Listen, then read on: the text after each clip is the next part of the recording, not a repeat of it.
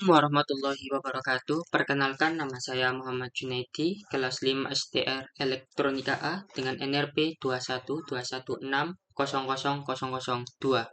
Di sini saya akan menjelaskan tugas dari K3L dan Standar Internasional dengan judul Sistem Manajemen Keselamatan dan Kesehatan Kerja SMK 3 berdasarkan Peraturan Pemerintah Nomor 50 Tahun 2012.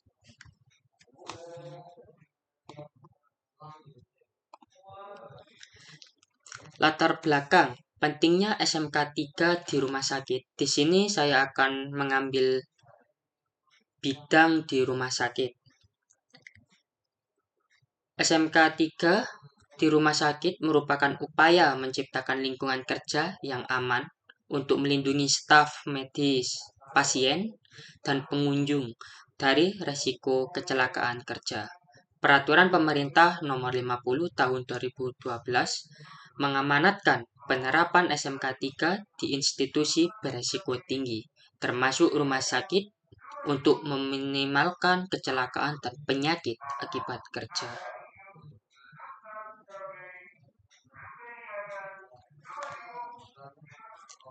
Sektor rumah sakit melibatkan proses identifikasi risiko, penetapan kebijakan keselamatan, pelatihan, dan monitoring berkelanjutan terhadap kepatuhan prosedur keselamatan. Program ini mencakup penggunaan peralatan medis yang aman, pengelolaan limbah medis, serta perlindungan terhadap penyakit infeksi.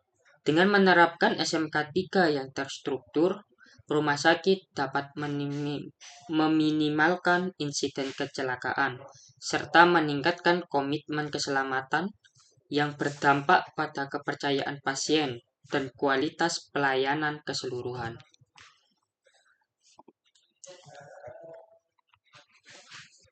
Isi dari Peraturan Pemerintah Nomor 50 Tahun 2012. Peraturan Pemerintah PP Nomor 50 Tahun 2012 yang menekankan bahwa SMK 3 wajib diterapkan pada perusahaan yang 1. Memperkerjakan lebih dari 100 orang, 2. Memiliki tingkat potensi bahaya yang tinggi. Definisi potensi bahaya yang tinggi berada pada pasal 5 ayat 2 menyebutkan perusahaan yang berpotensi menyebabkan kecelakaan yang merugikan jiwa, mengganggu proses produksi, atau menimbulkan pencemaran lingkungan. Pasal 16 ayat 2 menjelaskan bahwa sektor-sektor seperti pertambangan, minyak, gas bumi termasuk kategori yang potensi bahaya tinggi. Tujuan implementasi SMK 3. Implementasi SMK 3 tidak hanya mencegah kecelakaan, tetapi juga meningkatkan efisiensi operasional serta kualitas pelayanan kesehatan. Hal ini berdampak pada produktivitas layanan karena kesehatan dan keselamatan pekerja terjaga. Jika saya spesifikasikan ke dalam bidang rumah sakit, tujuan umum untuk mengetahui bagaimana penerapan standar pemantauan sistem manajemen keselamatan dan kesehatan kerja di lingkungan rumah sakit. Tujuan khusus untuk mengetahui peralatan pemeriksaan atau inspeksi, pengukuran, dan pengujian di lingkungan rumah sakit.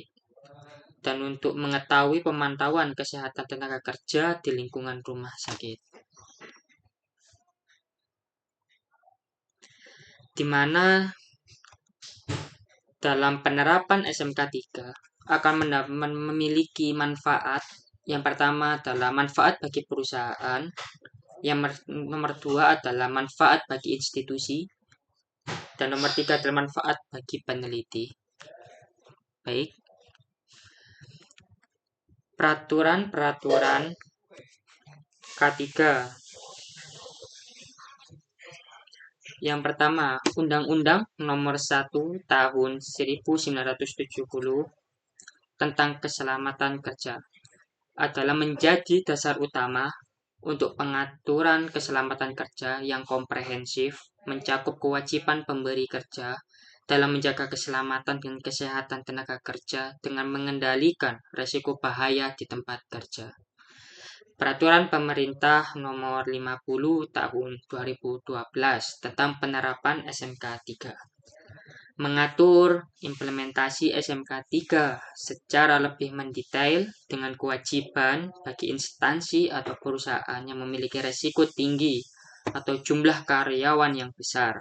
Peraturan ini juga mengharuskan rumah sakit untuk menjalankan SMK 3 guna melindungi kesehatan dan keselamatan pekerja serta pengunjung, mengingat risiko paparan patogen atau kecelakaan kerja lainnya.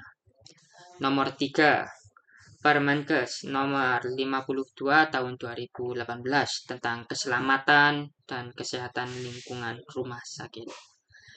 Menyediakan pedoman khusus bagi rumah sakit untuk memastikan lingkungan yang aman, termasuk manajemen bahan berbahaya, kebersihan, dan prosedur keselamatan operasional lainnya. Nomor 4, Keputusan Menteri Kesehatan dan Panduan Joint Commission Internasional. Selain peraturan dalam negeri, panduan global seperti JCI juga sering diikuti oleh rumah sakit dalam menerapkan K3. JCI memberikan standar internasional untuk keselamatan pasien dan staf rumah sakit. Dengan menerapkan SMK 3 berbasis peraturan pemerintah nomor 50 tahun 2012, rumah sakit dapat lebih optimal dalam mengelola risiko, mencegah insiden kerja, dan mengurangi cedera atau penyakit akibat kerja melalui perencanaan, implementasi, dan evaluasi secara berkala. Langkah-langkah SMK 3 di rumah sakit. 1. Penerapan kebijakan SMK 3. 2. Perencanaan K3. 3. Pelaksanaan rencana K3. 4. Pemantauan dan evaluasi kinerja K3. 5. Peninjauan dan peningkatan kinerja SMK 3.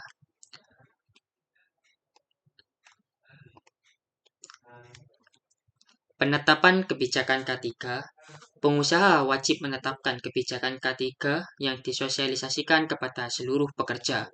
Penetapan kebijakan K3 harus mencakup identifikasi bahaya, evaluasi, analisis kecelakaan, dan efisiensi sumber daya dengan mempertimbangkan masukan pekerja. Kebijakan ini menjadi dasar bagi visi dan komitmen perusahaan untuk menciptakan lingkungan kerja yang aman dan sehat.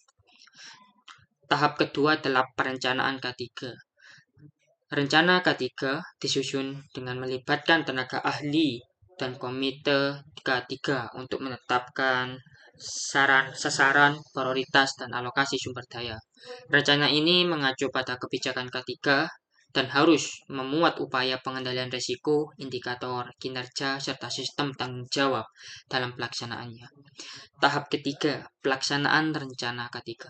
Pelaksanaan didukung oleh tenaga kerja yang berkompeten dengan sarana yang mencakup prosedur, instruksi kerja, dan peralatan keselamatan. Kegiatan ini meliputi pengendalian risiko, pengadaan sarana aman, dan rencana darurat untuk memastikan bahwa risiko keselamatan dikendalikan dengan baik. Tahap 4. Pemantauan dan evaluasi kinerja K3. Proses pemantauan dilakukan melalui inspeksi, audit, dan pelaporan yang bertujuan menilai efektivitas penerapan K3. Evaluasi hasil ini akan digunakan untuk menyusun langkah perbaikan berkelanjutan, memastikan bahwa standar K3 terus dipenuhi dan ditingkatkan. Tahap 5.